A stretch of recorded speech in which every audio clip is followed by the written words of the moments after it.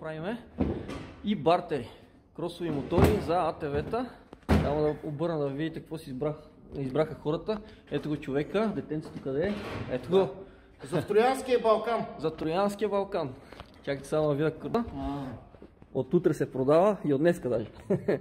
КФ 450, чисто нов. 2016-17 години инжекция. Буквално машинката ми харесва. Много не ги разбирам кросовите, но като гледам така и се кара и го покарахме добре.